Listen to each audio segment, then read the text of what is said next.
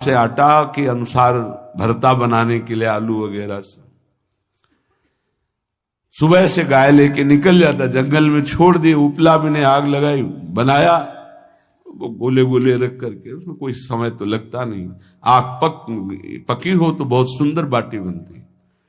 बाटी बनाया, भुरता बना के पत्तल बड़े बड़े जंगल के से कहा गुरुदेव के ठाकुर पधारो।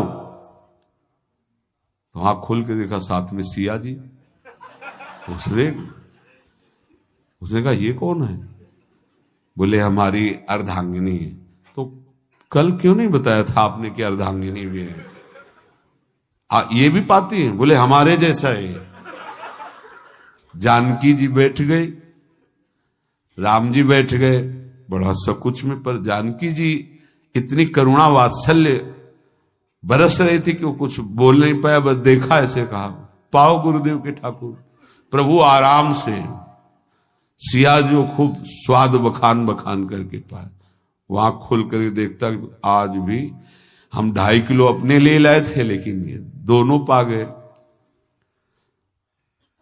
गुरुदेव 7.5 किलो। बोले क्यों? आपके ठाकुर की पत्नी भी है ना? कहा है तो दोनों आए थे।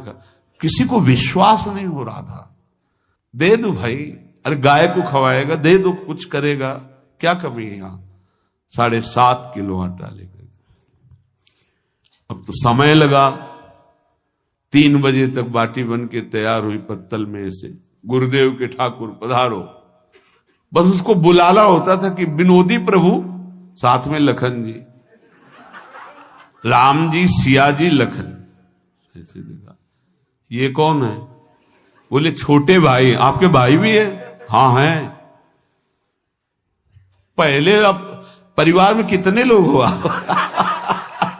पहले बता देते तो हम वो सब आ जाते हैं। लक्ष्मण जी से कहा बहुत सरल भगत है, नाराज मत होना, चुपचाप पा लो। तीनों बैठे, सब पा गए। फिर बेचारा ऐसे ही रह गया। जब वो चले गए तो पत्तलों में जो किनका रहता था, वो एक अद्भुत आनंद। अगले दिन गया, बोले गुरुजी 10 किलो आटा चाहिए। वो कहा 10 किलो क्यों? बोले आपके ठाकुर जी भी आते हैं, उनके ठाकुरायन भी आते हैं, उनके परिवार के भाई भी आते हैं, गोरे गोरे थे वो। यार कैसे, इसको कैसे अनुभव हो सकता है सिया राम लखन जी का? बहुत हट किया, 10 किलो आटा लिया, पहुंच गए, बनाया, 4 बज गए, रखा। उस मन में सोच रहा था आपकी संख्या ना बढ़ जाए। कहा गुरुदेव के ठाकुर पधारो। विशाल गदा, भयंकर स्वरूप हनुमान जी महाराज। आंख खोला तो 3 स्वरूप में प्रभु खड़े हुए थे, सिया राम लखन, हनुमान जी चरणों में बैठे। पूछा ये कौन है? तो कहा ये हमारे प्रिय सेवक हैं हनुमान जी। एक बार आप अपने पूरे परिवार का, अपने सेवकों का वो आप पर्चा बना के मैं दे दो, गुरु जी को दे देंगे जाके। हर बार एक बढ़ जाता है तो भगवान मुस्कुराए, हनुमान जी इसका कुछ बोलना मत, बहुत निराला भगत है। बोले पाओ प्रभु। तो पहले सिया राम जी पाए, फिर जो प्रसाद लक्ष्मण जी पाए, फिर हनुमान जी पाए। हनुमान जी सब पूरा बहुत निर्मल भाव से बनाया हुआ और निर्मल भोला भक्त पा गए। अगली बार कहा गुरुदेव 5 किलो एक्स्ट्रा में रख दो, 1 नंबर बढ़ता जाता है। आपके पहले ठाकुर जी आए, फिर ठाकुरायन जी आए, फिर उनके भाई आए, फिर इस बार तो बहुत भयानक रूप, गदा लिए हुए, लाल अरुण वर्ण शरीर का प्रकट हो रहा है।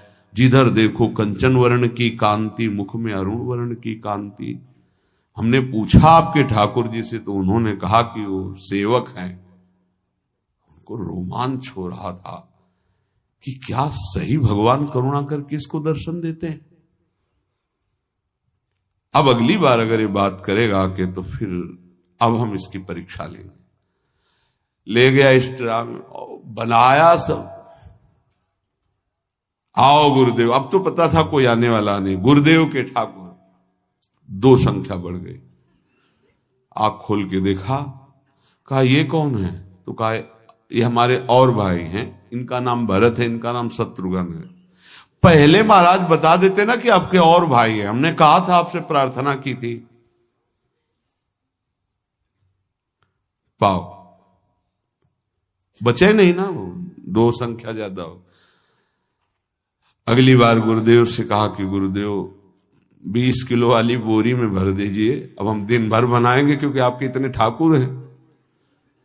आज गया लेकर 100 ऐसे रख करके पत्तल डाल दिया और कहा गुरुदेव के ठाकुर पधारो। बिल्कुल नहीं बनाया। आ गए प्रभु, कहा कहां यार, तो खुशबू भी नहीं आ रही, ना बाटी की ना भरता की। बोले प्रभु आपके साथ पत्नी है ना, अब सेवक भी है, इतने दिन से तो हमारे हाथ का पाए, आज हम पाना चाहते हैं, आप बनाओ, अपनी रुचि का बनाओ और पाओ। प्रभु ने सिया जी की तरफ देखा कि अलवेला भक्त। सिया जी ने कहा अनंत सामर्थ्यशाली शक्तियों की स्वामिनी। बोले प्रभु देखो, हमने ना उपला बिना है ना लकड़ी, आपके सेवक है ना, इनसे बोलो। हनुमान जी से कहा कि आप उपला और लकड़ी इकट्ठा करो, भाई आदेश है भगत का। लक्ष्मण जी चूल्हा जला रहे हैं, व्यवस्था आग की, और सियाजू के आंखों में आंसू भी आ रहे, धुआं भी लग रहा है, पर बना रहे। उसने कहा बनाओ, हम गाय एकत्रित करके आ रहे हैं, और भागा। वो आश्रम में गया, बोले गुरुदेव आज पूरे परिवार सहित हमने फंसा लिया है आपके ठाकुर को। तो उनका क्या फंसा लिया है?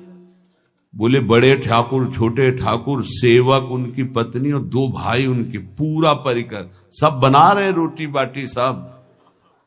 महाराज आप चलो, आपको शंका होती थी आज उनके हाथ कपाएंगे। तो उनको लगा कि पागल आदमी, राम जी, लखन जी, भरत, शत्रुघ्न, सिया जी, हनुमान जी, ये बड़े बड़े योगियों के ध्यान में आने वाले नहीं, ये कैसे एक गंवार आदमी जिसको कभी कोई नाम जपना नहीं आया, कोई ग्रंथ नहीं आया, उसके सामने। पर भगवान की दयालुता पर संशय नहीं करना चाहिए। चल के देखते हैं। जो जी ही वहां गए, चूंकि निरंतर भजन परायण थे, वहां गए तो पूरा राम दरबार उपस्थित, और बड़ा सुंदर व्यंजन स्वयं जानकी जी बना रहे। प्रभु के चरणों में साष्टांग दंडोत थे। कहा प्रभु लीला समझ में नहीं आई। भगवान ने कहा देखो, जो ज्ञानी भक्त हैं उनके लिए मैं अत्यंत तर्क के द्वारा भी पकड़ में नहीं आता। जो विद्वान हैं उनकी विद्वता मुझे छू नहीं सकती, लेकिन जो दीन हैं और भोले हैं उनके सामने मैं अपने इस दिव्यता, इस महानता को देखो। तुम्हारे इस भक्त की आज्ञा पर हमारा पूरा परिकर लगा हुआ है सेवा में। ठाकुर जी की कृपा से जो गुरुदेव का प्रताप, जो ऐसा सौभाग्य मिला, परोसने में दोनों गुरु और शिष्य, पाने में प्रभु। बाद में जब प्रभु ने पा लिया तो जानकी जी ने उच्छिष्टामृत प्रभु का लेके और कहा देख, आज तक तू मुझे देख नहीं पाया देखते हुए भी, इसीलिए कृपालु हैं। एकांत में श्री तुलसीदास जी रोकर प्रार्थना करते हैं, जनक सुता जग जननी जानकी, अतिशय प्रिय करुणा निधान की, ताके जुगपद कमल मनाऊं, जासु कृपा निर्मल मति पाऊं। करुणा निधान प्रभु श्री राम की अतिशय प्राण संजीवनी मूरी, प्राण प्रिय सियाजू की, सीताजू के चरणों की वंदना करता हूं, जिससे प्रभु को पसंद है निर्मल मति, निर्मल मन। उनकी कृपा से मेरा मन निर्मल हो जाए, मति निर्मल हो जाए। तासु कृपा निर्मल मति पाऊं। जीव ही जानकी जी ने अपने कर कमल से उस बालक को पवाया, अढ़ैया को, त्रिगुण माया का मल नष्ट हुआ, ओ जी सच्चिदानंद प्रभु का साक्षात्कार निहाल हो गया। कब कौन से गुण पर कैसे रीझ जाए विश्वास कीजिए, बस आवश्यकता सहज होने की। हमारी स्वामिनी जो सहज है, सहज होने की आवश्यकता है। जिसको ये कि कहां मुझे ऐसा दुर्लभ सौभाग्य, देखो कोई नाम जप उसके अंदर नहीं, कोई पाठ नहीं, कुछ नहीं।